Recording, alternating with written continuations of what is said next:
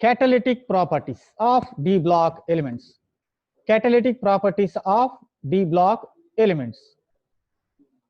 See, okay, suggestion. D block elements. What is catalytic property? In previous classes, you all came to know about catalytic property. See, at room temperature, some reactions are very slow. Some reactions are very slow. And the yield of the product is also very low because some reactions are very slow at room temperature. Nowadays, every person want speed of the activity, and we all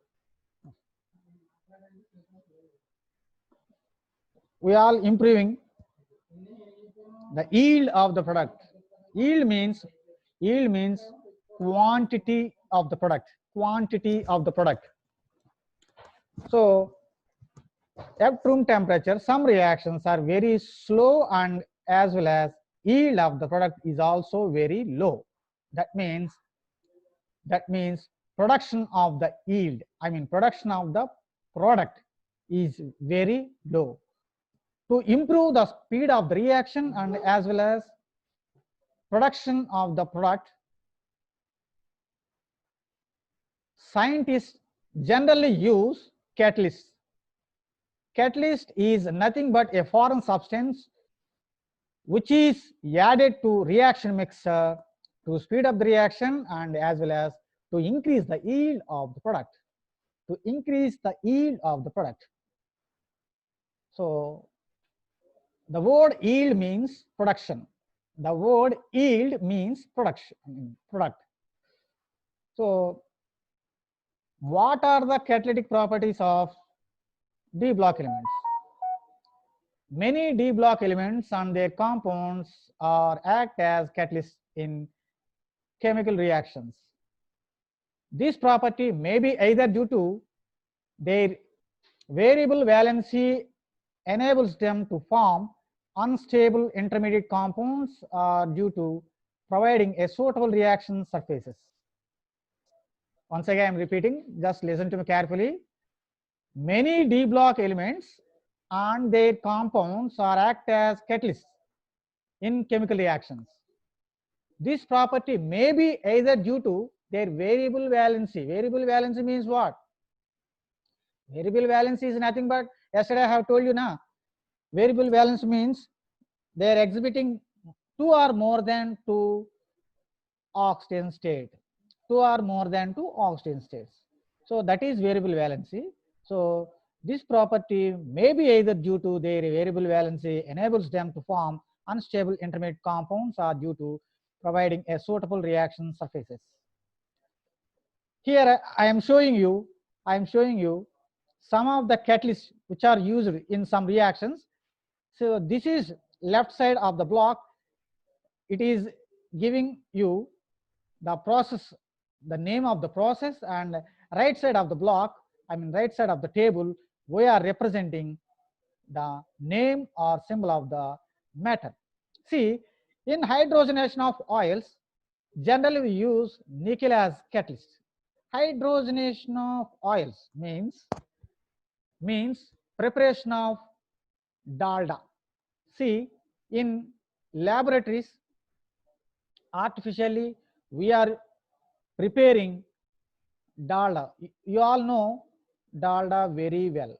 See, in Pongal days, in our home, generally we prepare some special items. In that special item, generally we use dalda. So that is our concept. So hydrogenation of oils, it is nothing but preparation of dalda. In the preparation of dalda, we are using nickel as catalyst. In the same way, synthesis of ammonia by Haber process. Haber is a scientist's name. He devised a process to prepare ammonia industrially.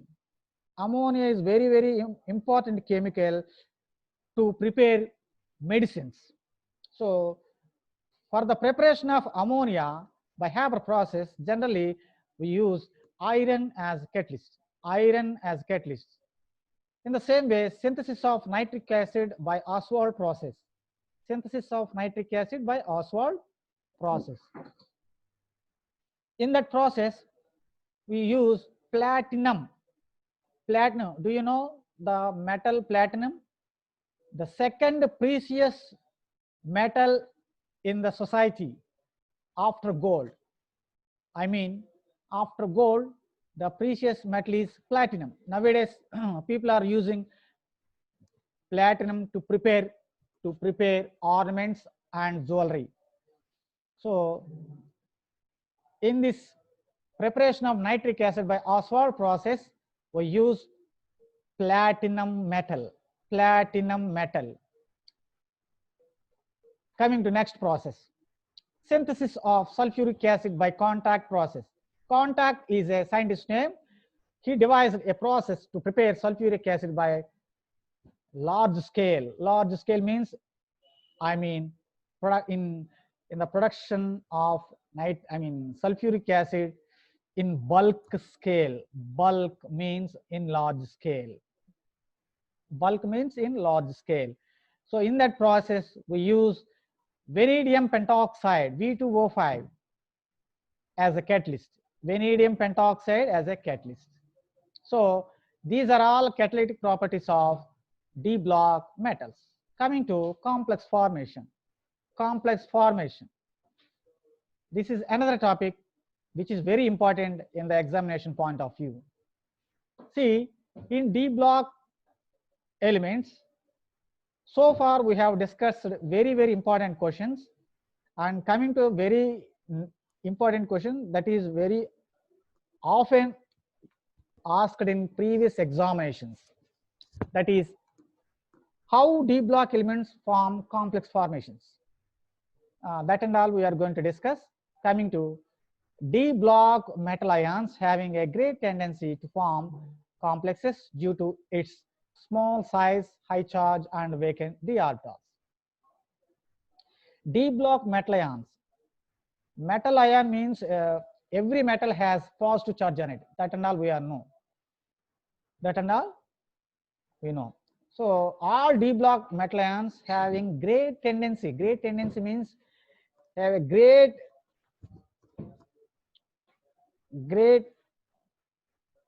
favorable conditions to form complexes due to its small size, high charge and vacant d orbital. Small size means, see, if any metal having positive charge on it, generally that ion will be very small in size when comparative to its elemental atom.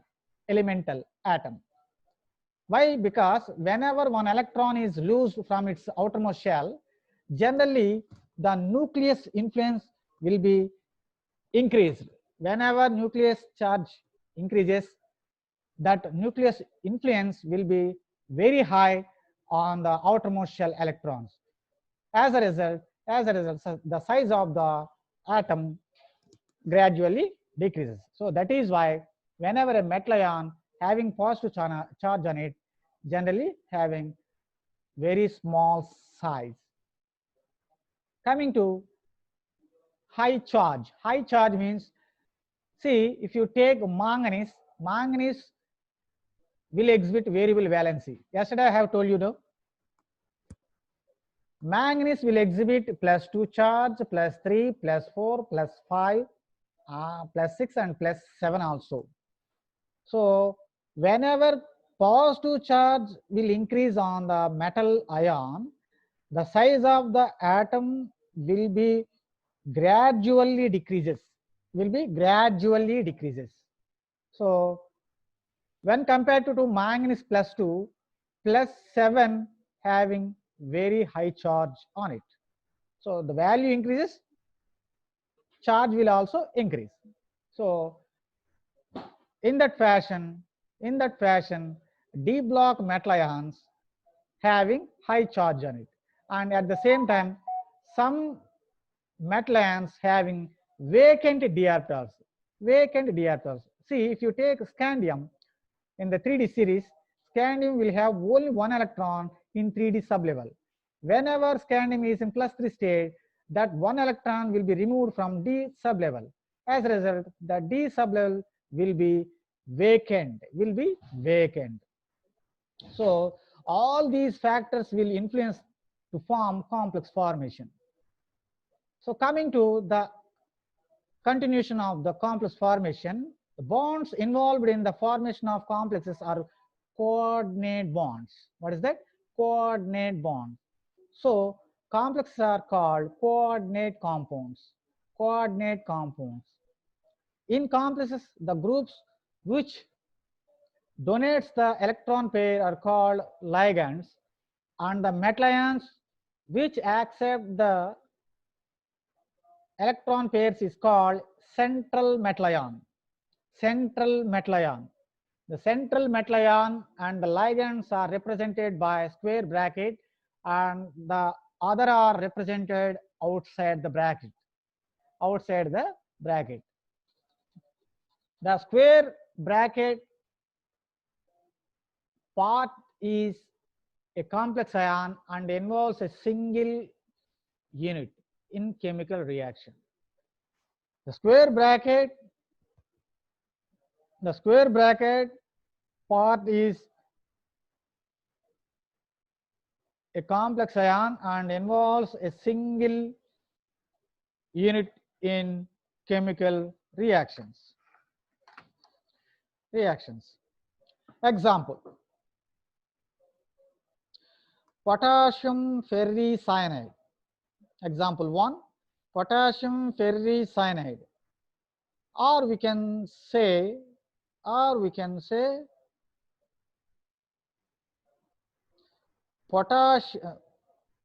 potassium hexacyanoferrate 3. Potassium hexacyanoferrate 3. Example number 2, hexamine cobalt 3, hexamine chromium 3 chloride. What is that? Hexamine chromium 3 chloride.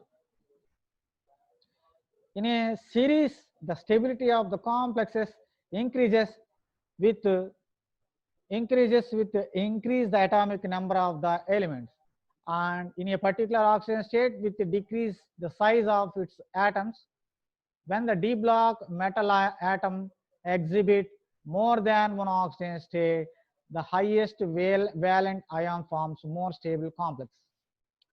Highest valent ion forms more stable complex.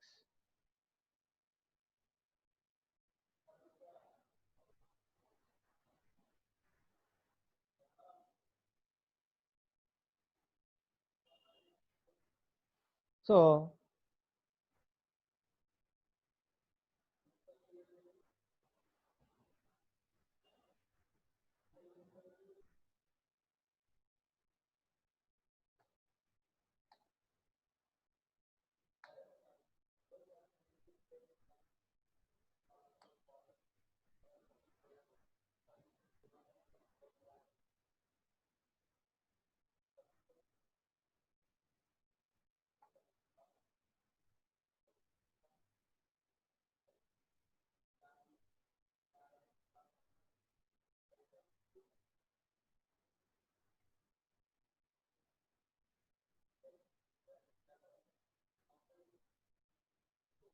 Anji,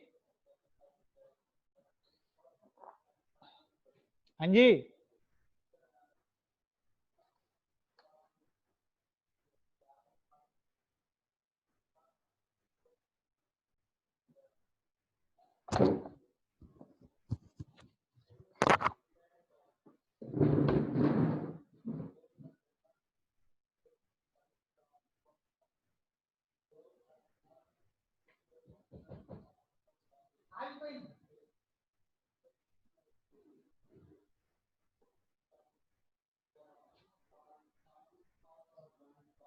next slide రావట్లేదండి.